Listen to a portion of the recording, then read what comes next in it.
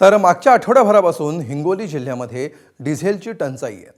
शेतीच्या कामानिमित्त लागणारं डिझेल खरेदी करण्यासाठी अनेक पेट्रोल पंपांवर लांबच लांब रांगा आहेत। बोल्डा या ठिकाणी पेट्रोल पंपावर मोठी गर्दी बघायला मिळते। या रांगेची ड्रोन दृश्य टंचाईचं वास्तव मांडतात। दूरपर्यंत डिझेल भरण्यासाठी ट्रॅक्टरची रांग लागली आहे। डिझेल टंचाईची दाहकता आणि शेतकऱ्यांचे हाल या ड्रोन दृश्यांमधून आपल्याला स्पष्टपणे बघता येत आहे।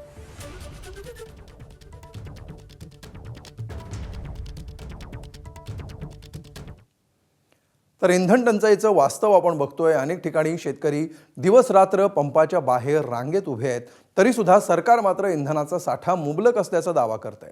पेट्रोल पंपाबाहेरच्या रांगेतील 80% लोकांकडून काळा बाजार करण्याचा प्रयत्न सुरू आहे, असा अजब दावा मंत्री गिरीश महाजनांनी केलाय। महाजन यांच्या या वक्तव्याचा अंबादास दानवेंनी समाचार घेतलाय।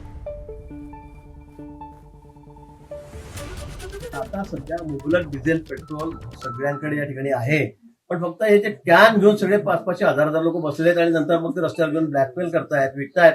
सगळेच नाही, काही लोक गरजू पण आहेत की ज्यांना आवश्यकता आहे त्या कॅनमध्ये, पण त्यातले बहुतांश लोक 80% लोक आता ब्लॅकमेल करण्यासाठी उतरलेले आहेत। मला वाटतं जर या कॅन वगैरे बंद केल्या तर हा सगळा विषय सुरळीत होणार आहे। जिल्हाधिकारी, कलेक्टर यांनी हा निर्णय घेतलेला आहे। जळगावमध्ये सगळ्या ठिकाणी वाहनाची लाईन अतिशय सुरळीत चालली आहे। आमच्याकडे पण आपण बघा की या ठिकाणी सगळ्या वाहनांना मुबलक डिझेल पेट्रोल हे मिळत आहे। भारतीय जनता पार्टीचे वाचाळ वीर महाजनांसारखे जर या सामान्य माणसाला च्या विषयी अशा पद्धतीने वागतोय तर दुर्दैवी आहे। सगळी बुद्धी या भारतीय जनता पार्टीच्या लोकांना दिलेली आहे।